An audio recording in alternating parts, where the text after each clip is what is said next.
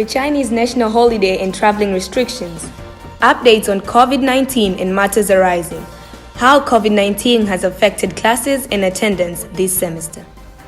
Medical checkup results, second China and Africa short video contest.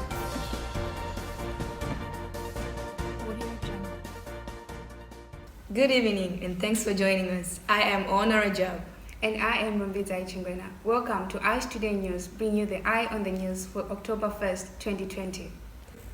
The Chinese National Day celebration starts today, October 1st, to next Wednesday, October 7th. The National Day celebration is to commemorate the founding of the People's Republic of China. On this occasion, locals and foreigners in China make special plans to celebrate this festive season. Our correspondent Elsa has more on this news. Unfortunately, this year, continuing students in Wenzhou University have been asked to rule out the possibility of traveling outside Wenzhou city from their plans. iStudents News spoke with some international students to find out their thoughts on the festival season and the new traveling restrictions in place. What are your thoughts on the upcoming Chinese national holiday? I just hope it's gonna be an amazing time. Since it's a national holiday, it'll give a lot of people time to be more closer to their families.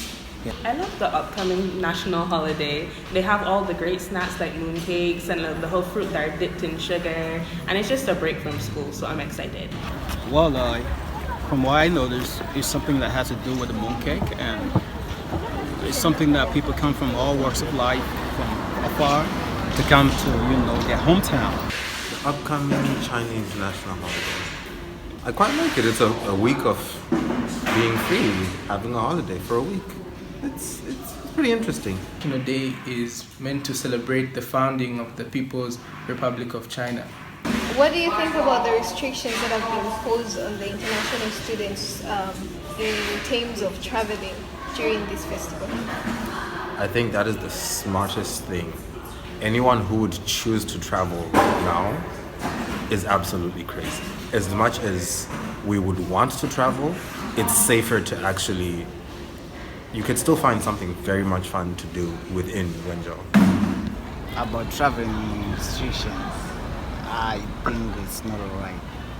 Because some guys like us, I transferred like 2 weeks ago, and I'm just settling. So I need to explore it. I need to see the city. I need to move to places. So if I can't move during this holiday, which means I gotta move on holiday, which is something like 3 months to come, and that's not alright.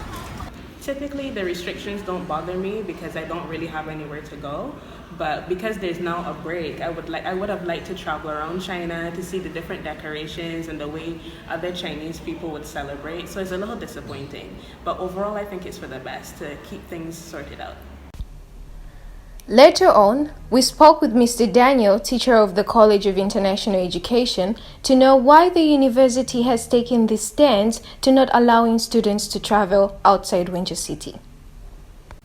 I think there are several reasons, and first of all, this restriction applies not only to international students but also Chinese students.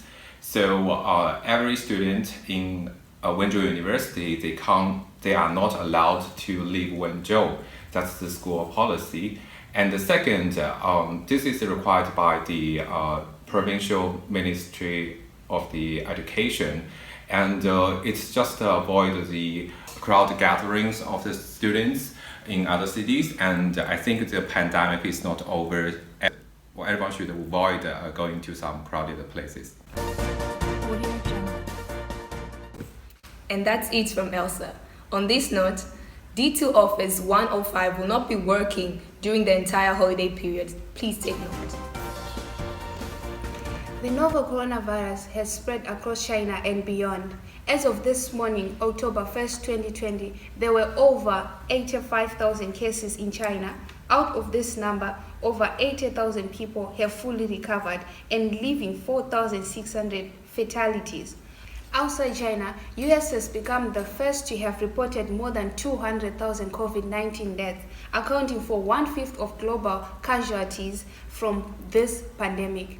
Experts warned of further increase in infections and mortality as cooler fall weather moves people indoors. Now the total confirmed cases have now surpassed 33 million cases, with about 22 million recoveries and over 1 million confirmed deaths. That's bad. I guess you're still fighting the battle against the pandemic, right? Yeah, but we will overcome. Yeah.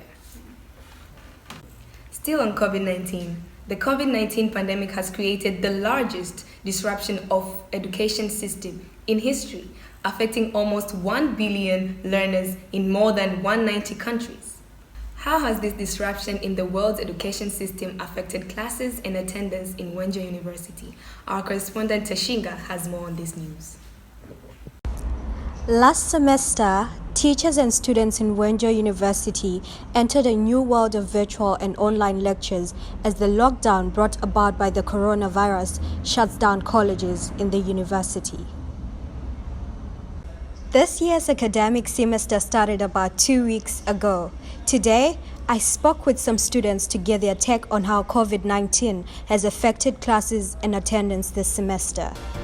Firstly, I'd like to maybe tackle the issue with the students at home, because there's been maybe network issues and all that, and those people want to learn, but then the fact that they are not here, then they are disadvantaged. COVID-19 has affected all of us this year, but mostly for our students, especially final years, because we don't normally have the classes we have. For students here, COVID-19 really affected us, especially when we resumed school, I think 2 weeks ago, because we've not been to class since January, so it's given us a tough time. We have to change our sleeping schedule. Well, in my own opinion, I think that the students back at home, especially those who are back in Africa, we have 6 hours difference. So by the time that we are here, especially in the morning, back home maybe it will be very, very early in the morning, maybe about 2 or 3. So it has been pretty hard getting them to attend classes with us. These are the views and thoughts of some students when I spoke with them earlier today. Later, I spoke to some teachers, and this is what they had to say. Basically speaking, since the beginning of the new semester, things are back to normal now. Classes are in session as it was before the pandemic. Students on campus are having in-class lessons now. Unfortunately, those outside China still have to join the classes online, which is sometimes very inconvenient for them. Finally, I hope the borders are open for students outside China soon, so that they can go back to China to experience in-class lessons too. Okay, thank you. Thank you. Thank you, Tashinga. According to Chinese law, foreign students who need to extend their stay in China after the expiration of their residence permit should apply for a new one before the expiration date. If you fail to do so, you will be fined 500 RMB daily and 5,000 RMB at most. The first step in renewing your residence permit is to have medicals done. Information reaching iStudent TV indicates that there has been some changes. Our correspondent Erasmus is there at Oasis Health Management Center to give us more details. On a recent visit to the Oasis Health Management Center here in Wenzhou, where international students are required to do their medical report, it was apparent that there are 2 new changes. Firstly, you no longer get your results on the same day. You can maybe get your results a few days later. And secondly, you are no longer given snacks after your medical check as they used to do in the past. Here we caught up with a few students, and here's what they have to say about the new changes. We were told that we got our results after 3 days instead of 1 day like normally, which was a bit abnormal.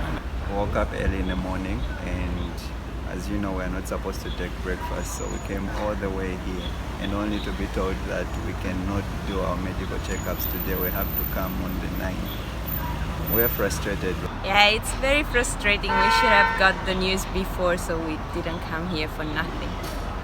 It's very shocking to find that we're told to come here and not eat anything in the morning, but then so surprising that after getting the results or after being attended to, we find that there's no food downstairs. Okay, so I came here to do the medicals today, but unfortunately they told me I cannot do it today. I have to come on the 9th of October. This is Erasmus Happy Tatira reporting for iStudent TV News. Thank you. Now back to you over in the studio. Thank you, Erasmus, for the good works. Well, all international students, you are advised to take note of these changes. Finally tonight, we bring you exciting news. Beijing Weekly presents the second China-African Short Video Contest. The theme for this year's contest is Going Hand in Hand, Sharing a Common Destiny. It will center on China-Africa unity to fight the epidemic, China-Africa friendly relations, economic and trade cooperation, people-to-people exchanges, poverty alleviation, ecological governance, and other hot topics of common concern between China and Africa. Students who would like to participate in this contest are required to have a bright video theme full of artistic appeal and highly ornamental. Awards range from 1 special prize to 100 participation prizes, so carefully follow the video requirements in the notice.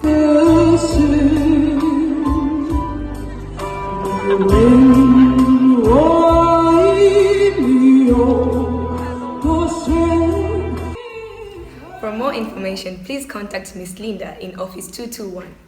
We wish all the participants good luck.